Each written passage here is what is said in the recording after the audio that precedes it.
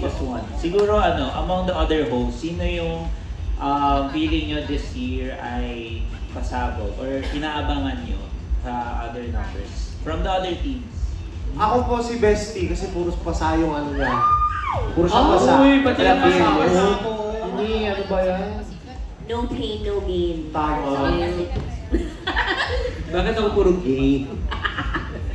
Hindi, lahat naman kami talaga sobrang pinaghahandaan yun.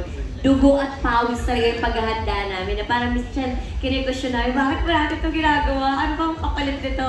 Wala. Ano lang talaga. Sadyang gusto lang talaga namin magbigay ng spectacular experience sa madlang people for the entire week na magpasika.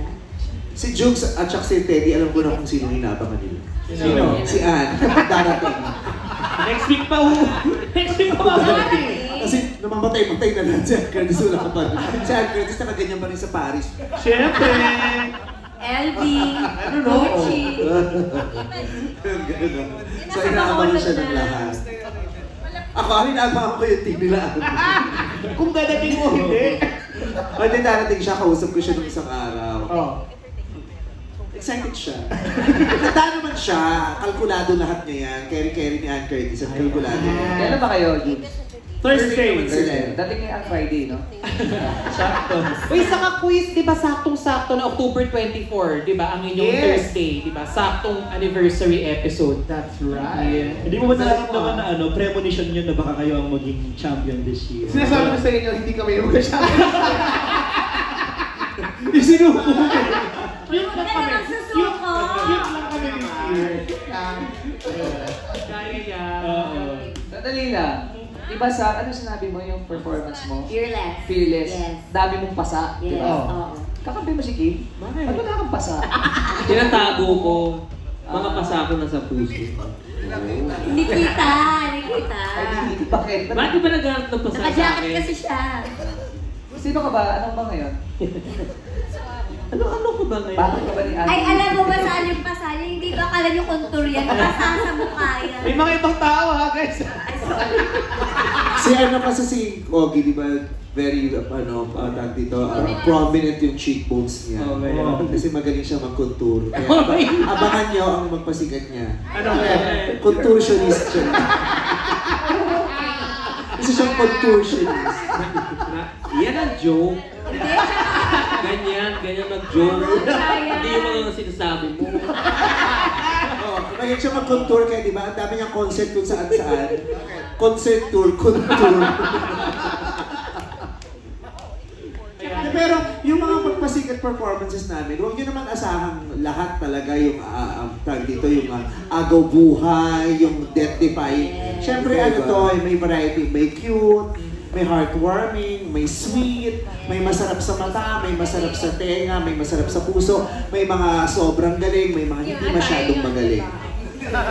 May mga hindi masyadong magaling. Iba-iba siya, kaya huwag kayo, i-expect nyo na iba-iba yung damdamin na mananaig sa inyo everyday. Meron lang kayong ikinaaliw nyo, may ikinabaliw ninyo, ikinatakot ninyo, ikinabigla nyo. Pero lahat para ikasisiyan ninyo. Kompletos recados, ika nga. Tsaka si Kuya Jong, baka kung mag-champion to this year, 3-peat na. Hindi, wala. Back to back kasi champion to Ay, naku, basta ako relax lang ako yung dalawa. Yung dalawa yung mamaingat talaga nag-champion dyan. na ulit, 3 na. Oo, yung dalawa. Pero ako inaabangan ko, team nila Kuispong. Unang-una dahil siyempre Kuispong yan. And unang year nga ni Darren, gusto ko makita kung ano yung gagawin ng isang Darren. Nakita na natin, di ba? Pinost ng trainer niya. Pinost ko nga. Doon lang tayo mag-expect sa mga bago kila Darren kasi ang dami naman na nating napakita eh. Ito yung pagkakataon para ma-prove mo naman na may ipapakita ka din Darren. No pressure, no. Siyempre, Darren yan eh. Hindi puro bata-bata lang. Tatatol ko yung Prove kakampi ko yan, ipapakita ko na ko. Tatatol ko yan. Pre-pressure talaga si Darren. Pero hindi, itong magpasikat namin with Darren, ayaw yun siya namin. Kakaiba talaga siya. Hindi pa siya nagagawa dito sa magpasikat namin. Kasi nga hindi pa rin nabubuo. Kaya ay pinalala mo pa. Sino kasama ni MC Lassie? Si MC ang kasama ni MC yung doktor kasi nag-finish siya. Nagpapag-MRI sa doktor MRI. Bakit tinatanong? Ogie. Kami. Excited ako for them. Bakit? Ayoko, kakaiba ang gagawin ni MC Lassie. Oo. Nasa doktor na ngayon si MC. Papa-option na live. Yung pala yun. Pero maraming nag-aabangan na mga performances sa ating mga host sa Magpasikat. Maraming salamat po sa ating ABS-CBN News Digital. And up Okay next po ba yung naman- content na yun? Okay ba yun? May views ba yan? May views? Ayan, up next naman ay ABS-CBN PR. Hi! Hello po, good afternoon po. Hello po. I'm from ABS-CBN PR.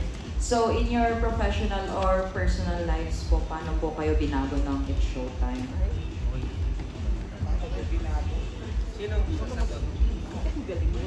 Sinong gusto mong tanong? Ano po ulit? Kahit sino po. Paano po kayo Ikaw, binago? ikaw na lang. Sige. Paano ka binago ng show? Kahit sino naman pala. ABS-CBN PR. Ba't ko ng material yung pinost ko ng isang Paano ka binago? Be updated. Siguro pagbabago, mas kilala ka ng mula bata hanggang matatanda. So pag lumalabas ka, tinatawag, showtime mo, showtime mo. Para sa akin, sobrang laki ng tinulong sa akin ni Showtime na makilala nga ng mula bata hanggang matatanda. Uy, si... O di ikaw na sikat, kilala ka ng bata. Hindi ibig sabihin, suwan ng Showtimer yun. Si Sean, ano ang mo, binago? Ako naman, malaki talaga yung tulong sa... Anong palakang? Grabe! Ito! Tsaka busog po siya ng libre araw-araw. Yun ang binago sa tradition. Yes! Bukod sa tumaba ako ng... Ayun, ang binago talaga sa akin, feeling ko at na-feel ko rin sa sarili ko, lalo yung mga nakikita rin ng family ko, yung character ko ba na nag-grow din talaga. Tsaka natutunan ko rito na mag-step out sa comfort zone mo. Ngayon, masasabi kong marami akong ginagawang bagay na wala sa comfort zone ko. So, ayun yung ayun yung Like what siya? Parang wala na kami nakikita. Ito, papakita ko po sa inyo this Magpasikat. Excited! Abangan nyo sa 20. Yung pala ko. Si Darren. Ayun, syempre po, 9 years old pa lang ako nung nanonood na ako ng Showtime 15 years ago. So, to be a host now has really changed, the trajectory of my career din po as well. Kasi nagsimula ako as... Hindi, kasi nagsimula ako as a guest, tapos naging hurado, naging host. So, parang naging parte na rin po ako ng Showtime family throughout the years. Parang lumaki na rin ako dito sa It's Showtime. Tsaka, ayun nga, going back to what Kuya Vong said, dati nakikilala ako ng mga bata from The Voice Kids. Ngayon, pag nakikita nila ako, It's Showtime, sa It's Showtime si Kuya Darren. So, it's really a great way also to reach a wider audience po. So yun, that's how it changed my career. Alright. Si Jackie naman. Ako, hindi sa buhay ko, ang nabago ng Showtime, yun din, kasi simpleng mamamayan lang naman ako ng Pilipinas. So, napunta ako dito. Parang sumami yung taong kilala ka, parang hindi ka, parang nag-hire na sila sa'yo dun sa ibang lugar. Si Ate Gurul. Oo, kahit feeling nila, tropa ka na din nila, ganun. So, yun. Pero tanong, paano ka daw binago ng Showtime? Paano? Ano mga bago sa inyo? Gusto niyong malaman? Hindi. Siyempre, bukod sa character development, tsaka yung nakikilala ka ng mga tao, talagang may ambag din talaga yung Showtime. Kasi dito kailangan presentable ka, lalabas ka sa harap ng tao na ayos na ayos ka. Kaya talagang dito mangyayari ang glow up. Hello! Yes, because producers are... Everywhere! Iba si Ate Glow. Kaya araw-araw siyang naka-crop top. Yes, oo. Sayang naman ang pagda-diet ko kung di nyo makikita. Baka kung ano pang i-issue nyo. Uy! Malaman yun! Charot! About it after 9 months. Si Kuya Ayon. Ano ang Ako. binago sa inyong Showtime? Malaki yung binago sa akin ng It's Showtime kasi hindi ko naman din-expect na pupunta ako sa kanila. Never ako naman pinangarap nung pumasok ng showbiz, kaya ayun, malaking binago. Ano ba? Ayun nga, pare. Dito ko natagpuan yung ano ko, yung...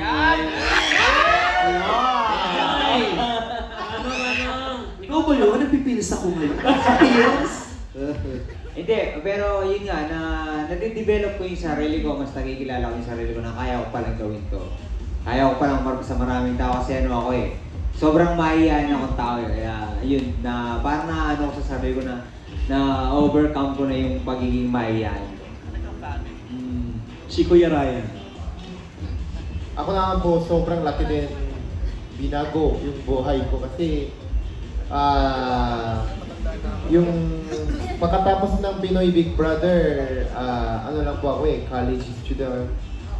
Tapos, dapat wala pa akong plan sa buhay kasi mag-aral lang ako mabuti. Tapos, bigla ako may chance na kasi after PBB kami po ni James Reid, dapat guest lang po kami sa... Kayo? Naging kayo James Reid? Oo, kami yung mga Big Four, gigest lang po kami sa lahat ng show. So, huling guest po namin sa Showtime, tapos may chance po ako ng hurado. 1 week lang. Tapos yung 1 week na yon, 18 years old po ako noon. Tapos naging na yun, 33 years old na po ako at may fiancé na po ako. Wow! Tapos malaki po, sobrang, malaki po yung halaga po sa akin sa buhay ko ang Showtime. Siyempre, dito po na-meet ko yung mami ko, Nanay Vice, Ate Kali, Kuya Jong, sa Hurado, tapos Kuya Bong, lahat yung pamilya po dito sa Showtime. Hindi lang po host pati yung staff, crew. Kasi nung panahon na yun, nag-isa lang po ako sa condo, si Showtime staff pa nakahanap yung condo ko. Kaya sobrang mahalaga po sa akin pati yung bubuo ng Showtime. Almost 200 people, lahat po sila parang pamilya ko po talaga dito sa Showtime. Kaya sobrang malaki, nagbago yung buhay ko na yun dahil po sa pamilya ng Showtime. Kaya I really love Showtime. Thank you, Lord. Yeah. Aww. Doon tayo sa kaaway ni Kuya Ryan. Ate Coril, ano ang binago sa'yo ng Showtime? Ano bang nabago sa'yo dapat, Ryan? Magbago ka na. For me, dito ko talaga natutunan maging maximum happy. Kasi choice natin yan eh. Titipirin mo ba yung ligaya or totoo mo yan? And talagang malaking pasasalamat ko palagi. Sinasabi ko kay Vice, you taught me how to laugh. Yung talaga ang pangit ng mukha mo katatawa. Kasi ganun yung deserve ng puso natin eh. As people, that is what we should be feeling. And huwag natin titipirin yung feeling na yun. So, nag-start ako dun sa taas. So, kitang-kita ko yung mga tao na mga madlang people. And mahilig ako sa people watching. Nagaganon ba kayo pag lumalabas kayo? So ako, pag galing doon, parang bird's eye view, nakikita ko, grabe no, yung saya ng ibang tao nanonood dito, parang best day ever nila. So sabi ko, yun yung palagi kong hinahanap every day. And siguro yun din yung nagre-reveal sa akin na, yes, papasok ako. Kasi makakita na naman ako na nagkakaroon ng best day ever and mahahawa ka kahit papano. Dito ko una naramdaman yung sinasabi nilang energy. You really feel it dito sa studio na to. So, yun, siguro yun yung nabago sa buhay ko ng Showtime. Namulat yung mata ko on how to live life better. Thank you so much, Ate. And thank you so much din kay ABS-CBN PR. Next naman ang ating